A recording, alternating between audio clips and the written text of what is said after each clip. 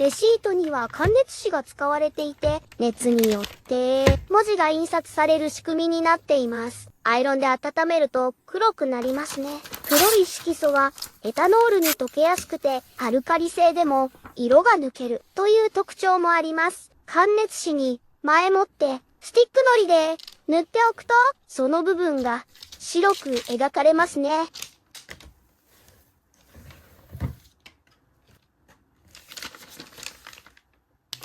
このチャンネルでは1500本近くの動画を無料配信していますので、他の動画も見てくださいね。では、この後も操作記録映像が続きます。